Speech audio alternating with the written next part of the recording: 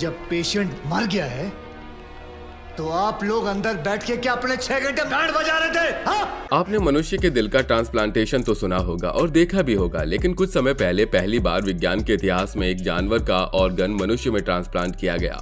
गंभीर बीमारी से जूझ रहे एक 57 साल के व्यक्ति में सुअर का दिल लगाया गया, जो कुछ समय बाद ही रिकवर हो चुका था। लेकिन आज हम आपको बताने वाले हैं कि एक व्यक्ति से दूसरे व्यक्ति में हार्ट ट्रांसप्लांट कैसे किया जाता है, उस दौरान क्या कुछ रिस्क होता है जो एक पेशेंट और उसके घर वालों के लिए बेहद जानना जरूरी है। तो बने रहिए हमारे साथ वीडियो के अंत तक। सबसे पहले तो ये जानते हैं कि आखिर हार्ट ट्रांसप्लांट होता क्या है। हार्ट ट्रांसप्लांट एक सर्जरी है जिसमें रोगी के डिजीज्ड हार्ट यानी खराब हार्ट को रिमूव कर दिया जाता है और एक ऑर्गन डोनर के हेल्दी हार्ट के साथ रिप्लेस कर दिया जाता है। डोनर से दिल निकालने के लिए 2 या 2 से अधिक हेल्थ केयर प्रोवाइडर को डोनर को ब्रेन डेड घोषित करना जरूरी है। इससे पहले कि रोगी को हार्ट ट्रांसप्लांट के लिए वेटिंग लिस्ट में रखा जाता है, डॉक्टर ये निर्णय लेते हैं कि ये रोगी के हार्ट फेलियर के लिए सबसे अच्छा उपचार विकल्प है। एक मेडिकल टीम भी इससे पहले ये सुनिश्चित करती है कि रोगी ट्रांसप्लांट प्रोसेस से गुजरने के लिए पर्याप्त रूप से स्वस्थ है या नहीं। पर एक सवाल ये भी है कि आखिर हार्ट ट्रांसप्लांट क्यों किया जाता है। अमेरिकन हार्ट एसोसिएशन के अनुसार हार्ट ट्रांसप्लांट कई कारणों की वजह से किया जाता है। इसका सबसे सामान्य कारण है जब रोगी के एक या दोनों वेंट्रिकल्स सही तरीके से काम नहीं कर पाते हैं और रोगी को गंभीर हार्ट फेलियर की समस्या होती है। इसके साथ ही हार्ट ट्रांसप्लांट इन स्थितियों के उपचार के लिए किया जा सकता है। हार्ट अटैक के बाद गंभीर हार्ट डैमेज होना, गंभीर हार्ट फेलियर जिन्हें दवाइयों, अन्य उपचार और सर्जरी से लाभ ना हो रहा हो, या फिर गंभीर हार्ट डिफेक्ट्स जो जन्म के दौरान मौजूद हों और सर्जरी से फिक्स ना हो पाए, जानलेवा एबनॉर्मल हार्ट बीट और रिदम्स जिन्हें उपचार से कोई लाभ ना हो।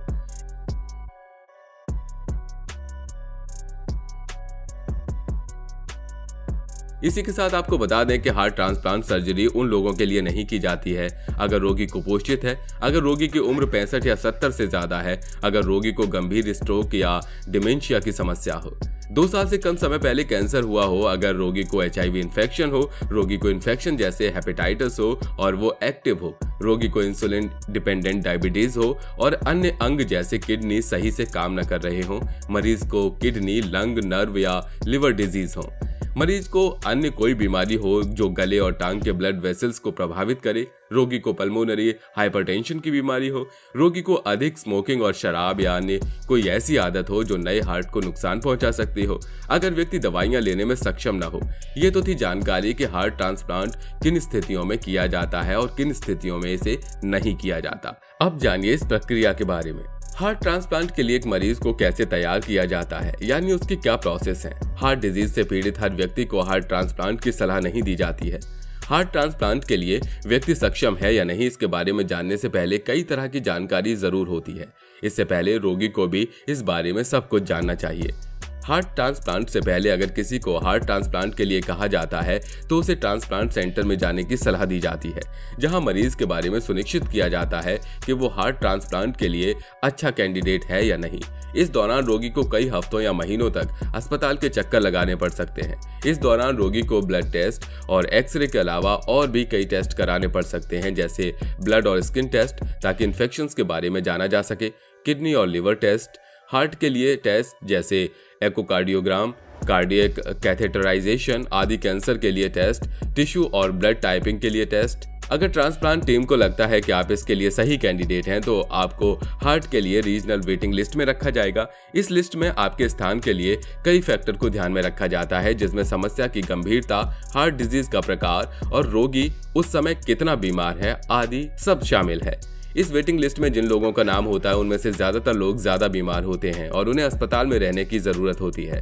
अधिकतर लोगों को शरीर में पर्याप्त ब्लड को पंप करने के लिए किसी खास तरह के डिवाइस की भी जरूरत होती है।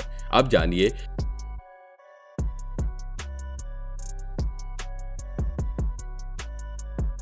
कैसे किया जाता है हार्ट ट्रांसप्लांट और हार्ट ट्रांसप्लांट के दौरान क्या होता है। जब प्रभावित व्यक्ति के लिए कोई डोनर हार्ट मिल जाता है तो ट्रांसप्लांट सेंटर के सर्जन डोनर हार्ट को हार्वेस्ट करने जाते हैं। इस हार्ट को एक खास सॉल्यूशन में ठंडा और स्टोर किया जाता है। सर्जन इस बात को सुनिश्चित करते हैं कि ट्रांसप्लांट सर्जरी से पहले डोनर हार्ट अच्छी स्थिति में हो। ये सर्जरी डोनर हार्ट के उपलब्ध होने के बाद कितनी जल्दी हो सके उतनी जल्दी की जाती है। अब जानिए कैसे होती है ये सर्जरी।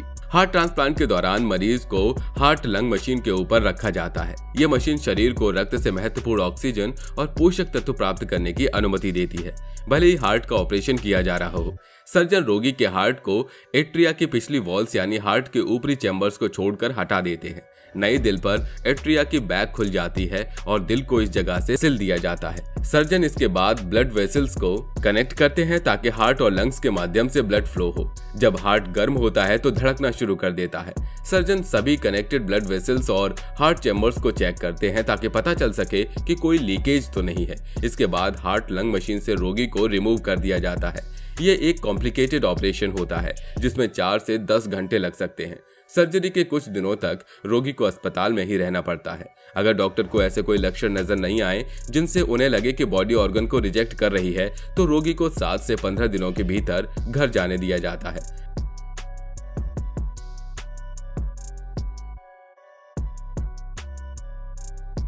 अब जानते हैं कि हार्ट ट्रांसप्लांट के बाद क्या होता है।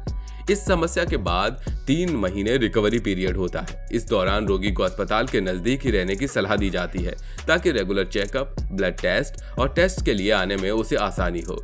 फाइटिंग रिजेक्शन एक ऑनगोइंग प्रोसेस है।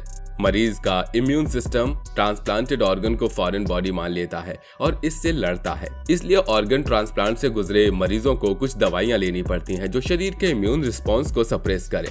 रिजेक्शन से बचने के लिए इन दवाइयों को लेना और सेल्फ केयर इंस्ट्रक्शंस का फॉलो करना बहुत जरूरी है। हार्ट मसल्स की बायोप्सी ट्रांसप्लांट के बाद हर 6 से 12 महीने तक हर महीने की जाती है। इससे इस बात का पता चलता है कि कहीं बॉडी नए हार्ट को रिजेक्ट तो नहीं कर रही। रोगी को पूरी उम्र हार्ट ट्रांसप्लांट रिजेक्शन से बचने के लिए दवाइयां लेने की भी जरूरत हो सकती है। आपको इन दवाइयों को कैसे लेना है और इनके साइड इफेक्ट्स के बारे में भी पता होना चाहिए। रोगी ट्रांसप्लांट के 3 महीने बाद अपनी सामान्य गतिविधि कर सकता है। इसके बारे में अपने डॉक्टर से सलाह अवश्य लें। अगर ट्रांसप्लांट के बाद आपको कोरोनरी डिजीज हो जाती है तो आपको हर साल कार्डियक कैथेटराइजेशन की जरूरत भी हो सकती है। अब जानिए हार्ट ट्रांसप्लांट से जुड़े रिस्क क्या है।